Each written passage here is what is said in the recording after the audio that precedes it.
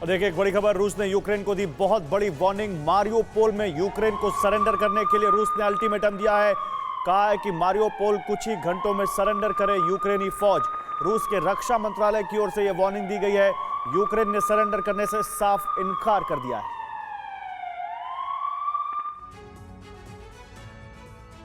रूस यूक्रेन के कई शहरों को तो निशाना बना ही रहा है ताकि उस पर कब्जा कर सके। रूस ने यूक्रेन के मारियोपोल को लेकर बड़ी वार्निंग दी है और कहा है कि मारियोपोल को यूक्रेनी सेना खाली कर दे और सरेंडर कर दे। रूसी रक्षा मंत्रालय ने मारियोपोल को खाली करने के लिए यूक्रेन को आज सुबह तक का अल्टीमेटम दिया था। रूस ने अपनी चेतावनी में कहा था कि यूक्रेन के पास सरेंडर करने के लिए कुछ ही घंटे का समय बचा है। मारियोपोल में दोनों देशों की सेनाओं के बीच भीषण जंग चल रही है। रूसी हमले में मारियोपोल पूरी तरह से बर्बाद हो चुका है। कल रूस ने यहाँ के सबसे बड़े स्टील उत्पादक प्लांट को भी उड़ा दिया था। पिछले 4 दिनों में यहाँ से करीब 11,000 यूक्रेनी पलायन कर चुके हैं। इतनी बर्बादी मचाने के बाद यूक्रेन को ये अल्टीमेटम मिला है।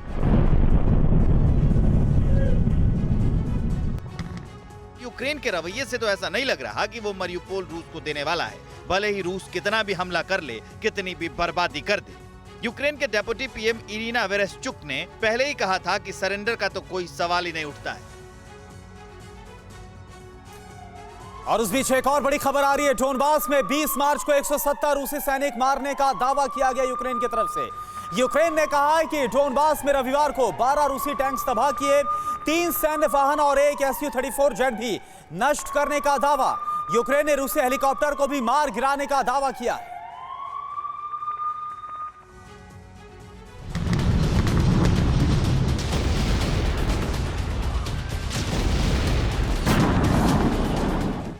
यूक्रेन और रूस के बीच बीते 26 दिन से जारी विध्वंसक युद्ध में रूस को भारी नुकसान की खबर है। यूक्रेन ने दावा किया है कि जंग में रूस को भारी कीमत चुकानी पड़ रही है। यूक्रेन की माने तो उसकी फौज ने रूस के हजारों सैनिकों को ढेर कर दिया है। इसी बीच यूक्रेन सरकार ने दावा किया है कि डोनबास में 20 मार्च को उनकी फौज से 170 सैनिकों को मार गिराया है। दावा है कि रविवार को यूक्रेनी सैनिकों ने रूस पर करारा प्रहार किया है। यूक्रेन के काउंटर अटैक में रूस के 3 सैन्य वाहन और एक Su-34 जेट भी नष्ट हो गया है। इसके अलावा यूक्रेन ने रूसी हेलीकॉप्टर को भी मार गिराने का दावा किया है। इस बीच जंग की शुरुआत से लेकर 20 मार्च तक रूस को हुए नुकसान पर नजर डालें तो अब तक रूस के 14,700 सैनिक मारे जा चुके हैं।